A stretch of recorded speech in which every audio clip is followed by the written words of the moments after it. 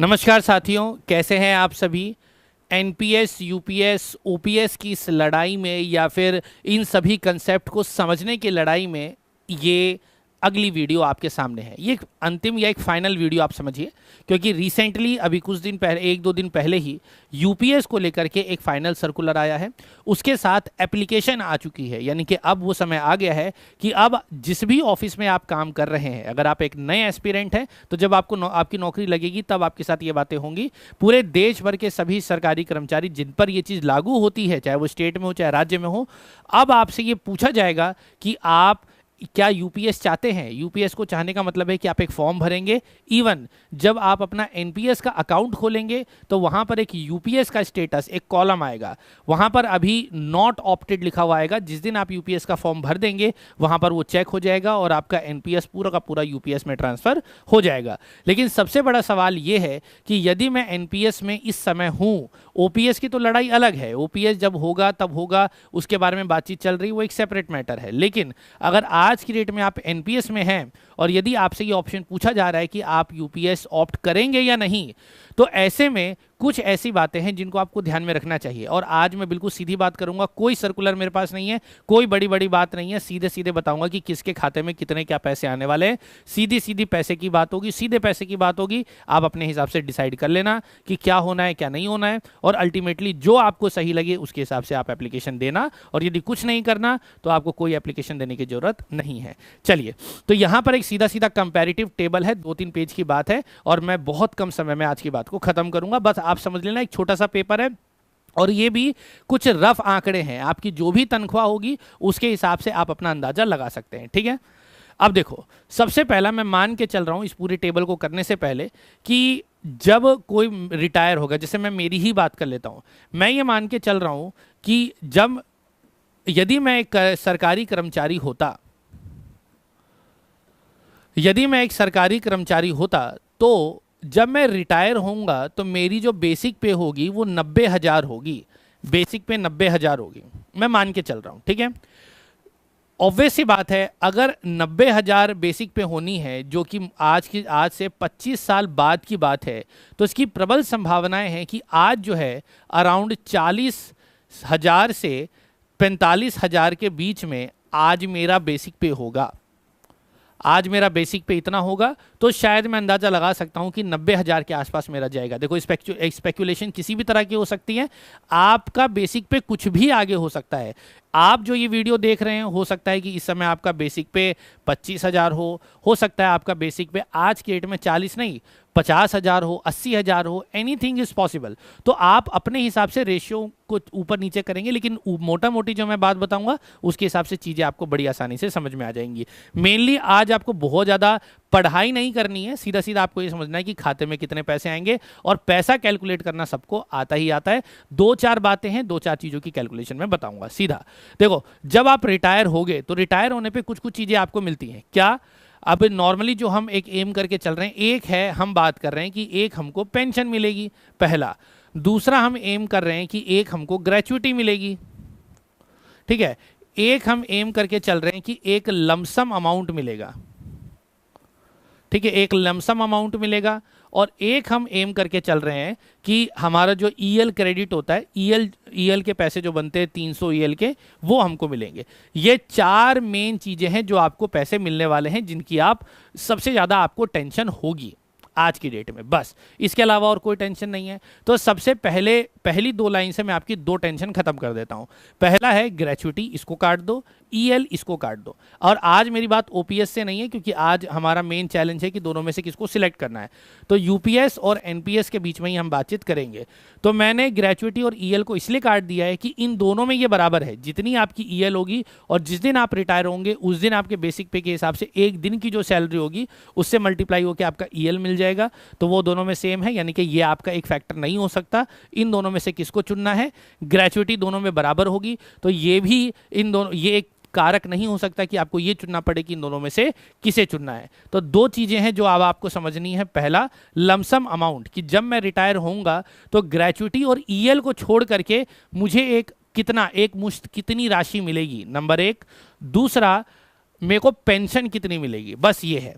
एक मोटा मोटी विचार क्या है अब तक जो आप समझ पा रहे हैं मोटा मोटी विचार ये है कि जो ये पेंशन है, पेंशन का जो अमाउंट है, एक आम समझ जो लोगों ने बनाई है वो ये है कि पेंशन जो है वो इसमें ज़्यादा है और इसमें कम है, और वो जो एक लमसम अमाउंट है ये इसमें कम है और ये इसमें ज़्यादा है। तो एक कम है एक ज़्यादा, एक कम है एक ज़्यादा। तो अधिकतर लोगों को यही लग रहा है कि जब दोनों में एक कम एक ज़्यादा है तो कुछ नई चीज़ आ रही है तो कुछ अच्छा ही होगा, उसको चूज़ कर लेते हैं। तो ये एक बेसिक विचार बन रहा है। तो इसी विचार के ऊपर हम बातचीत करेंगे, और डबल चेक जब आपका हो जाए तो आप एकदम बढ़िया तरीके से अगले मैटर को चूज़ कर सकते हैं। तो देखिए यहाँ पर 90,000 मेरा बेसिक पे है, 90,000 मेरा बेसिक पे है। आज नहीं, जब मैं रिटायर जिस महीने में होऊंगा उस महीने के पिछले 12 महीने का मेरा जो एवरेज आ रहा है वो 90,000 है, या फिर एनपीएस के हिसाब से देखें तो लास्ट मेरा बेसिक पे 90,000 है। ठीक है, तो ऐसे में मान के चलते हैं कि डीए 53% है। तो डीए अगर 53% है तो उसके हिसाब से 47,700 रुपये यहाँ पर ये बन रहा है, 47,700 रुपये बनेगा, इसका 53,000 रुपये। देखिए मजे की बात ये है, मैं जैसे कि मैंने बताया कि एक मोटा मोटी कैलकुलेशन में आपको बता रहा हूँ कि अगर 30 साल के बाद जब आपको 90,000 रुपये मिल रहे थे तो आपको डीए के 47,700, यानी कि उस समय आपकी सैलरी 1,37,700 रुपये होगी, एक एवरेज मान के चलते हैं। अगर आप यूपीएस लेते हैं तो यदि आपका एनपीएस चल रहा है, ऑब्वियसली बात है तनख्वाह तो आपकी उतनी होगी, क्योंकि सारी बातें तो रिटायरमेंट के बाद की हैं। तो 1,37,700 यहाँ पर भी है, 1,37,700 यहाँ पर भी है। ठीक है, अब बात करते हैं कि पेंशन क्या होगी। तो ऑब्वियसली बात है पेंशन के लिए क्या बोला गया है, 50% ऑफ द बेसिक पे। 90,000 आपका बेसिक पे बन रहा है 12 महीने का एवरेज करके। तो मैं ये मान के चल रहा हूँ 12 महीने का एवरेज करेंगे तो हर केस में जो भी आपका उस महीने का बेसिक पे होगा उससे कम ही होगा, ज़्यादा नहीं हो सकता और बराबर भी नहीं हो सकता। 100% केस में वो उससे कम ही होगा। अगर 90,000 आपका बेसिक पे बन रहा है पिछले 12 महीने का, तो फिर भी 50% मान के चलते हैं कि 45,000 आपकी पेंशन बनेगी। ये उन लोगों की मैं बात कर रहा हूं जो पूरे 25 साल पूरे करेंगे, जो पूरे 25 ईयर पूरे करेंगे, उनका नहीं, 4, 5, 6, 7 सालों वालों की बात नहीं कर रहा हूं मैं। उन लोगों की बात कर रहा हूं जो लंबी रेस के घोड़े हैं और पूरी सर्विस को कंप्लीट करेंगे। अगर आप पूरी सर्विस को कंप्लीट कर रहे हैं तो ऐसे में 45,000 रुपये आपकी सैलरी तय है, पेंशन तय है, अगर आपका 90,000 रुपये बेसिक बनता है तो। ठीक है, लेकिन एनपीएस के अंदर आपका जो पेंशन है वो तय नहीं है कि कितना होगा। लेकिन मैं एक एवरेज लेकर के चल रहा हूं कि अगर 45,000 रुपये आपकी यहां पर पेंशन बन रही है तो कम से कम बुरा से बुरा भी होगा ना, यानी कि अगर आपने यहां पर 30 साल की सर्विस पूरी कर ली है और यहां पर भी 30 साल की सर्विस या फिर 25 साल की सर्विस भी अगर आपने पूरी कर ली है, तो मरे से मरा भी अगर आपका 90,000 उस समय बेसिक हो रहा होगा तो आपको कम से कम कुछ नहीं तो 20,000 तो यार मिलेंगे ही ना। इससे तो कम क्या मिलेगा, इससे तो कम क्या ही मिलेगा। जो आज भी रिटायर हो रहे हैं जिनकी 5,000 6,000 रुपये आप पेंशन सुन रहे होंगे, वो हैं जिन्होंने बहुत 5-6 साल 10 साल काम किया, उनकी 10,000 के आसपास, 5, 6, 7, 8, 10,000 के आसपास पेंशन बन रही है। तो आपकी तो 90,000 उस समय बेसिक होगी, तो 20,000 तो मान के चलते हो, ये कम से कम है। और मेरी कैलकुलेशन पे वैसे मत कहना कि सर मेरे हिसाब से तो ये होगी, आपकी कैलकुलेशन गलत है। मैं बहुत एवरेज बता रहा हूँ, मोटा मोटा बता रहा हूँ, समझ के चलो। ठीक है, तो यहां पर आपकी पेंशन बन रही है 45,000, यहां पर बन रही है 20,000। तो आपसे मैं बोलूं कि आप किसको चूज करोगे, आप बोलोगे भैया जो ज्यादा दे रहा है मुझे चूज करेंगे, यूपीएस में 45 है, इसमें 20 है। लेकिन अब आगे देखिए, अब डियरनेस रिलीफ डीआर कितना मिलेगा, 53%, यानी कि यहां पर 45,000 आपका एक तरीके से 90,000 का 45,000 हो गया और 23,850 ऊपर से आपको डीआर भी मिलेगा, यानी कि और फायदा। तो आपकी टोटल पेंशन कितनी हो गई, 68,850 रुपये, यानी कि जब आप रिटायर होंगे तो हर महीने आपको 68,850 रुपये मिलेंगे। और यहाँ पर आपको कितने मिल रहे हैं, 20,000 मिल रहे हैं। यहाँ पर कोई डीआर भी नहीं है, कुछ नहीं पता, तो यहाँ पर भी टोटल अगर हम देखें तो 68,850 यहाँ पेंशन बनी और 20,000, मतलब मरे से मरा कम से कम 20,000 पेंशन आपकी यहाँ पर बनी। तो एक पॉइंट यहाँ पे क्लियर होगा, यहाँ पर यूपीएस जीत रहा है और यहाँ पर आपको 40,000 रुपये एक्स्ट्रा मिल रहे हैं। लेकिन अब रुक के देखना, अब असली खेल अब शुरू होगा। आगे चलो, ये आ गया कम्यूटेड या लमसम अमाउंट। इसका क्या चक्कर है, इसके बारे में हम जानते हैं कि अगर आपकी सैलरी जितनी भी बन रही है, इसको कैलकुलेट करने का तरीका क्या है कि जितनी भी आपकी मतलब फाइनल बन रही है, जैसे 68,000 कितनी बनी थी, 68,850 बनी थी, तो इसको निकालने का क्या तरीका है, इसका पहले 10% निकालेंगे, यानी कि 1/10, यानी कि 6,800 पिचासी 6,885। अगर आपने 25 साल काम किया है तो 6,885 को मैं क्या करूंगा, 50 से मल्टीप्लाई करूंगा। 6,885 को जब मैं 50 से मल्टीप्लाई कर रहा हूं तो कितना आएगा, 50 से मल्टीप्लाई करने का मतलब है 6,885 को पहले डबल जीरो कर लेते हैं, फिर 2 से करेंगे तो 2 3 जा, 2 4 जा, 2 4 जा, 2 2 जा, 2 5 जा और 0 जा, यानी कि 3,44,250 रुपये आपको एक लमसम अमाउंट मिलेगा। कितना, 3,44,250 रुपये जब आप रिटायर होंगे तब। अच्छा, ये 50 से कैसे हुआ, अगर आपकी 25 साल की सर्विस है तो मैंने 50 से क्यों मल्टीप्लाई किया। रूल ये है कि जितने साल आपने काम किया है, एक साल, हर साल को 6 महीने में डिवाइड करेंगे। तो अगर आपने 25 साल काम किया है तो 25 साल में 50 6 महीने हो गए, तो 50 से इसको गुणा कर दिया सीधा, यानी कि मैंने 100 से गुणा करके 2 से डिवाइड कर दिया। तो ऐसे करके मेरा 3,44,000 आपके खाते में 3 लाख, जिस दिन आप रिटायर हो गए, वो ग्रेचुइटी वगैरह उन सबको छोड़ दो, वो तो आपको मिली है, वो तो दोनों में मिलेगी, उसको छोड़ दो। जिस दिन आप रिटायर हो गए आपके खाते में 3,44,250 रुपए आ जाएंगे। कब, जब रिटायर हो गया, आज से 25 साल के बाद, ठीक है। और हर महीने की 68,850 रुपए पेंशन बन गई। इट मींस जिस दिन आप रिटायर हुए तो क्या कितने रुपए मिला आपको, पहले महीने से ही 68,850 प्लस 3,44,250 रुपए, केवल ये पैसा मिलेगा आपकी सैलरी का। ग्रेचुइटी, ईएल और बाकी जो अदर बेनिफिट्स हैं उसको छोड़ दो। मेनली यूपीएस से जो आपको मिलेगा वो ये है। तो ये वाली चीज तो आपको एक बार मिल गई, आपकी बात खत्म। और 68,850 आपके हर महीने तय है। क्लियर। अब हम आते हैं एनपीएस में आपको क्या मिलेगा। एनपीएस में 60% ऑफ कॉर्पस मिलेगा। 60% ऑफ कॉर्पस, यही सबसे बड़ा खेल है। और ये क्या है, कॉर्पस का मतलब जिसमें आपका ओन शेयर है, मैनेजमेंट शेयर है, प्लस इंटरेस्ट है। आप हर महीने जो एनपीएस का पैसा जमा कराते हैं, वो एनपीएस का पैसा जमा कहाँ हो रहा है, आप जानते हैं 10% आप जमा कराते हैं। आप फंड्स भी जानते हैं कैसे हैं, हाँ, आप 10% आप जमा कराते हैं, 14% सरकार जमा करती है, और वो शेयर मार्केट में जा रहा है और उसके ऊपर इंटरेस्ट लगा करके वो बढ़ भी रहा है। आप अपने एनपीएस के अकाउंट में उसको देख भी पाते होंगे। यूपीएस अगर आप ऑप्ट करते हैं तो एनपीएस यूपीएस में कितना पैसा आपने डाला है उससे कोई फर्क नहीं पड़ता, कोई भी फर्क नहीं पड़ता, क्योंकि उसमें से 1 रुपये भी आपको नहीं मिलेगा। 3,44,000 जो मैंने आपको बताया वो पैसा मिलेगा बस। हाँ, अब ये जो नया सर्कुलर आया है उसके हिसाब से उन्होंने ये कहा है कि जो आप पैसा जमा करते हो, यानी कि आप जो 10% पैसा जमा आपने किया है उसका आप 60% तक निकाल सकते हो। कहने का मतलब क्या है, आप समझो कि मान के चलो कि आज की डेट में मैंने जैसा कि बताया कि 90,000 जिस दिन आप रिटायर होंगे तब का आपका वो बन रहा है, बेसिक होगा। और आज की डेट में इस हिसाब से 40,000 के आसपास मान के चलो आज की डेट में आपका बेसिक चल रहा है। तो 10% माने तो 4,000 आप आज की डेट में जमा करा रहे हो, 4,000 आप आज की डेट में करा रहे हो। लेकिन जिस समय आप रिटायर हो रहे होगे उस समय आप लगभग 9,000 रुपये जमा करा रहे होगे। मानते हो इस चीज़ को? तो 9,000 10% का मतलब 9,000 आप तब जमा करा रहे होगे, 4,000 आप अभी जमा करा रहे हो। तो एक एवरेज अमाउंट ले लेते हैं कि एक एवरेज कितना पैसा जा रहा होगा।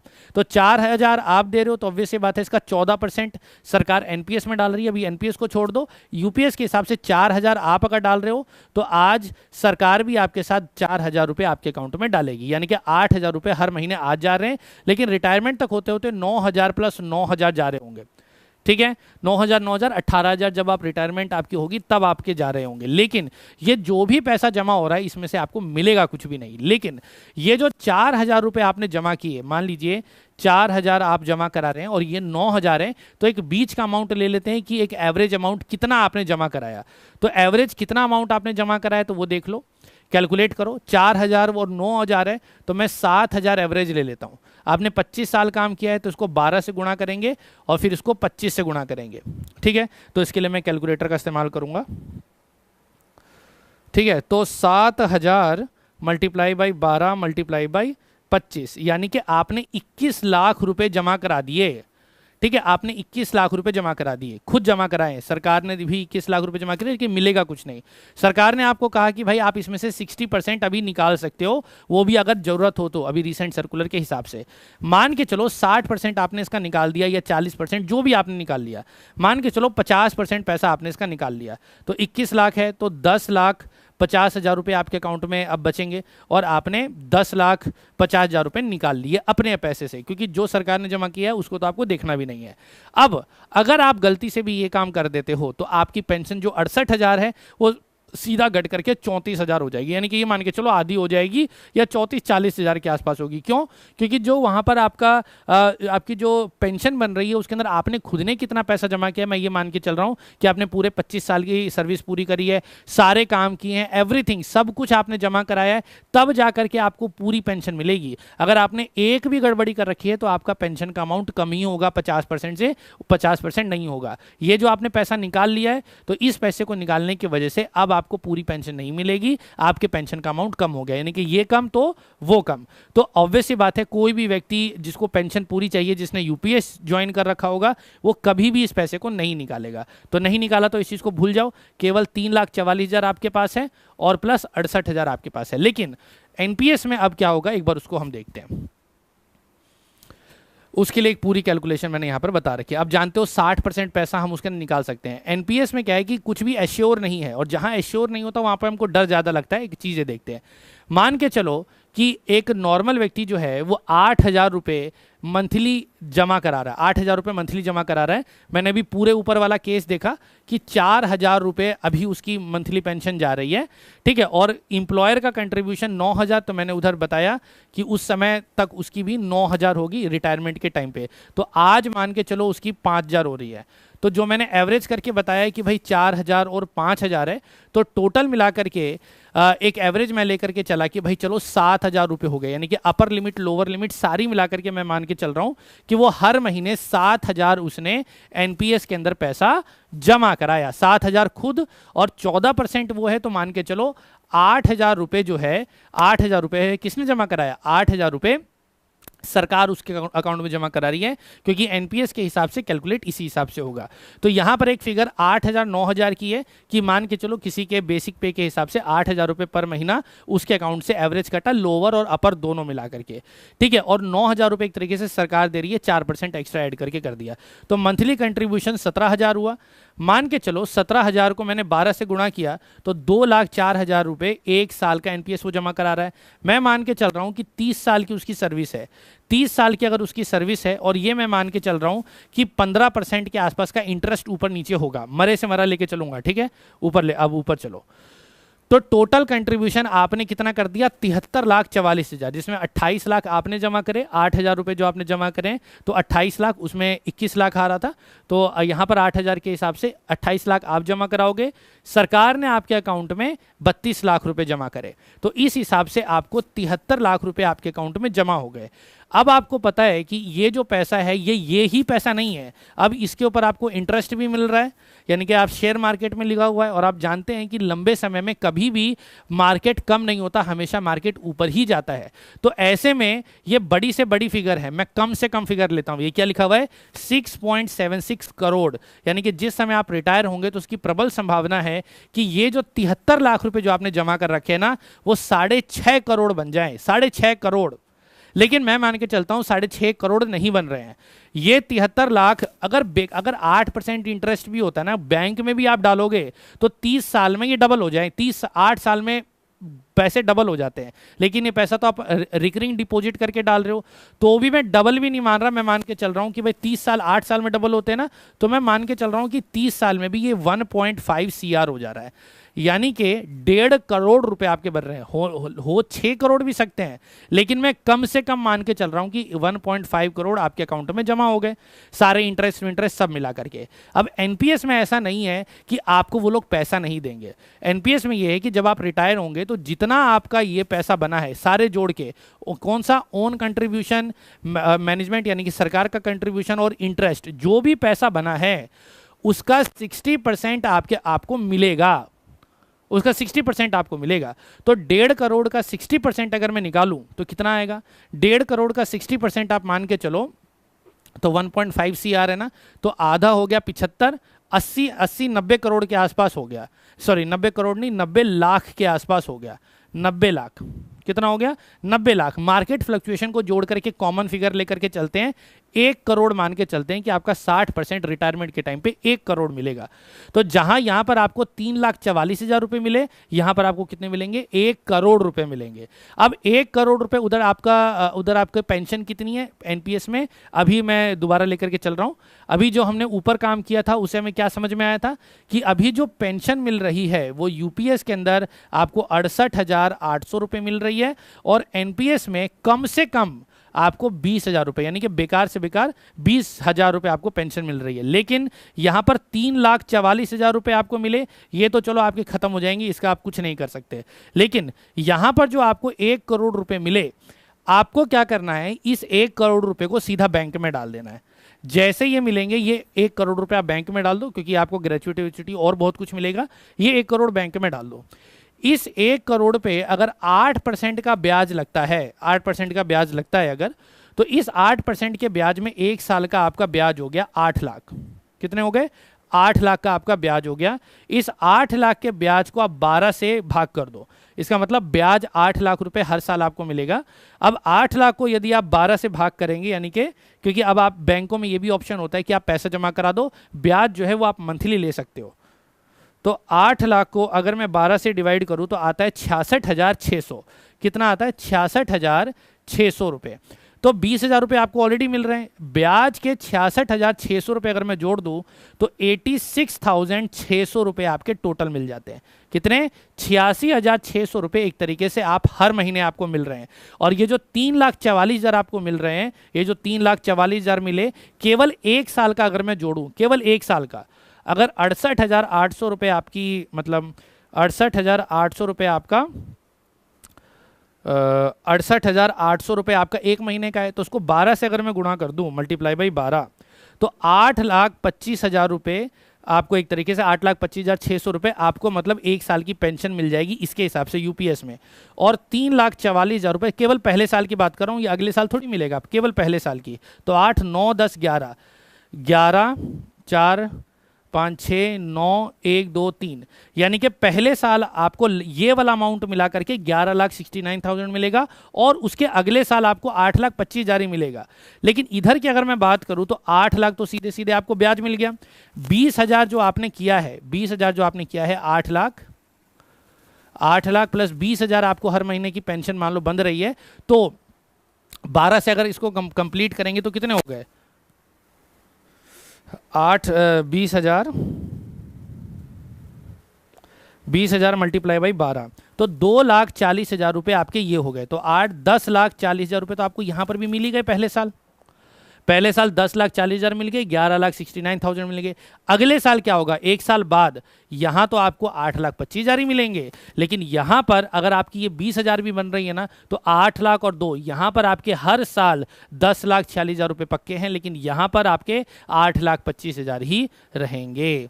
और साथ ही साथ 1 करोड़ रुपए आपके अकाउंट में रखा हुआ है, यहां पर वो 1 करोड़ भी नहीं है। और उसके बाद आपको पता है तो 60% ही है, 40% तो अभी बचा ही हुआ है, बचा हुआ है ना अभी 40%। तो अब वो कब मिलेगा?